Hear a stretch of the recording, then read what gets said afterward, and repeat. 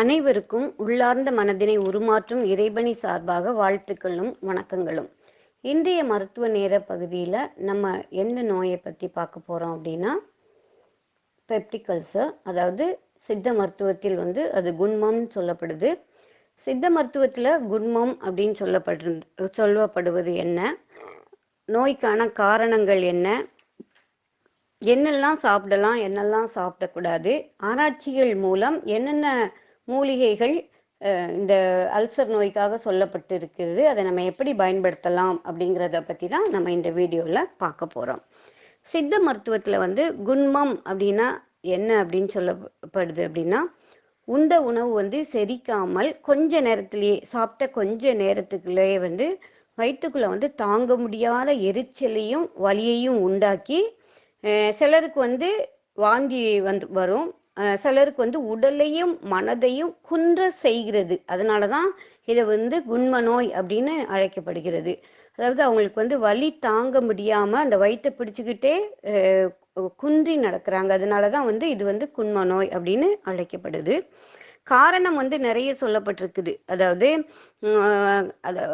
நல்ல உணவு மிகுதியான உணவுகள் சாப்பிட்றது, உமி, கல், மண், தூசி கலந்த உணவுகள் சாப்பிட்றது, அப்புறம் காற்றை வயிற்றுக்குள்ளே நிரப்பக்கூடிய உணவுகள் சாப்பிட்றது, எளிதில் செரியாத உணவுகள் சாப்பிட்றது, சுண்ணாம்பு கலந்த நீர் குடிக்கிறது, இதை தவிர அடிக்கடி கோபம் கொள்வது, சினம் கொள்ளுதல், அதிக காரமான உணவுகளை சாப்பிடுதல், இது தவிர ஒழுங்காக ரெகுலராக சாப்பிடாம வேலை தப்பிய உணவு, ஒரு நாளைக்கு காலையில் சாப்பிடாம மத்தியானம் சாப்பிட்றது, இல்லை நைட்டு சாப்பிடாம விட்டு விட்டு சாப்பிட்றது, ஒரு சிஸ்டமேட்டிக்காக இல்லாமல் அது இர்ரெகுலரான டயட் எடுக்கிறது, இது தவிர மன அழுத்தம் ஏற்படுறதுனால இந்த அல்சர் நோய் வருது.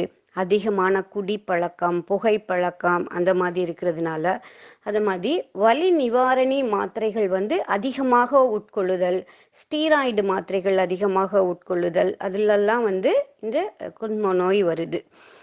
அதே மாதிரி ஹெலிகோபாக்டர் பைலோரி இன்ஃபெக்ஷன்னாலேயும் இந்த நோய் வருது. அதிக மன அழுத்தம், ஆசிட் செக்ரீஷன் இன்க்ரீஸ் ஆகிற உணவுகள் அதிகமாக சாப்பிட்றதுனாலையும் குண்ம நோய்கள் வருது அப்படின்னு சொல்கிறாங்க.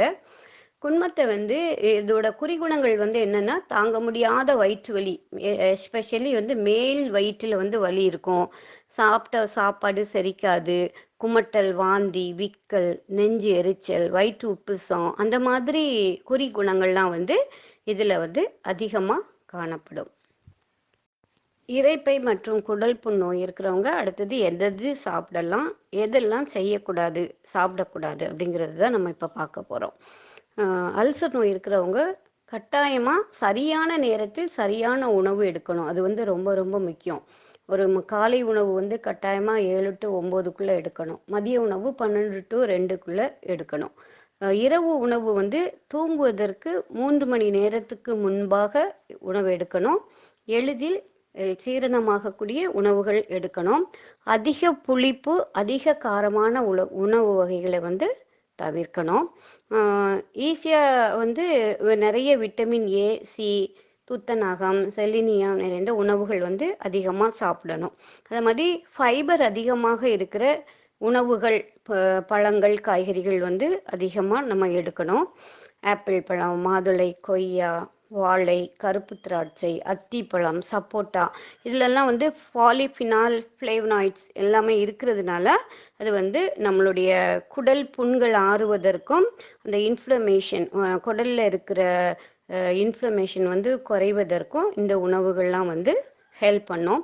அதே மாதிரி ப்ரோபயாட்டிக்கு சைடு எஃபெக்டை குறைக்கிறதுனால தயிர், மோர், தேங்காய் பால் அதெல்லாம் சாப்பிட்டுக்கிட்டோன்னா அதுவும் ரொம்ப நல்லது. காலையில் எந்திரிச்ச உடனே குடல் புண் இருக்கிறவங்க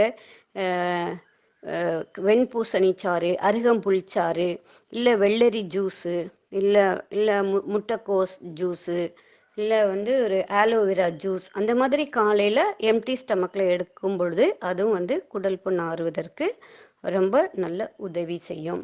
அதுக்கு அடுத்தது மத்தியான சாப்பாட்டில் கத்திரிக்காய், முருங்கைக்காய், வெண்டைக்காய், பீர்க்கு, புடலை, வெ இடையில வந்து ஒரு 11 மணிக்கு வெள்ளரிக்காய் நிறைய சாப்பிட்றது. இந்த மாதிரி உணவு பழக்கவழக்கங்களை வந்து அவங்க கொண்டு இருக்கணும்.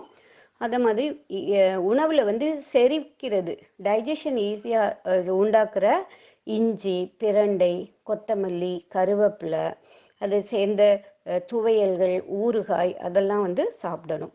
அது மாதிரி கூட்டு சாப்பிடும் பொழுது வந்து அதிகமான எண்ணெய் சேர்க்காம வேக வைத்த காய்கறிகள், கீரை வகைகளில் வந்து மணத்தக்காளி கீரை வந்து குடல் புண்களை ஆற்றுவதில் வந்து மிகவும் பயனுள்ளதாக இருக்கும். ஸோ இந்த மாதிரி பார்த்து உணவுகளை சாப்பிட்றது ரொம்ப நல்லது. எதெல்லாம் செய்யக்கூடாது அப்படின்னா, கட்டாயமாக அதிகமான உணவு, அளவுக்கு அதிகமான உணவுகள் உண்ணக்கூடாது. அதிக காரமான உணவு, அதிக புளிப்புள்ள உணவுகள் கட்டாயமாக உண்ணக்கூடாது. அதை மாதிரி சுகரும் கேஸு கலந்த குளிர்பானங்கள், நிறைய குளிர்பானங்கள் கடையில் விற்கிறாங்க. அதை மாதிரி வாங்கி குடிக்கிற பழக்க வழக்கத்தை வந்து கட்டாயமாக தவிர்க்கணும். அதே மாதிரி மது பழக்கம், புகைப்பழக்கம் கட்டாயமாக இருக்கக்கூடாது.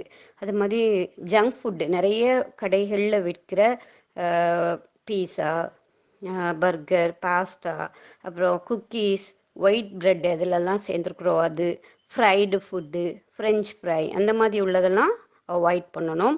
ரீஃபைண்ட் ஆயில்ஸ் வந்து கட்டாயமாக அவாய்ட் பண்ணணும். ஃபர்மெண்டேஷன் வந்து அதிகமாக இருக்கிற உணவுகள் வந்து கட்டாயமாக சாப்பிடக்கூடாது. இந்த மாதிரி நம்ம இருக்கும் பொழுது நம்ம வந்து அல்சர் நோயை வந்து கட்டுப்படுத்த முடியும். அடுத்ததாக ஆராய்ச்சிகள் மூலம் என்னென்ன மூலிகைகள் குண்ம நோய்க்கு பயன்படுத்தப்பட்டிருக்குது அப்படிங்கிறத நம்ம பார்க்கலாம்.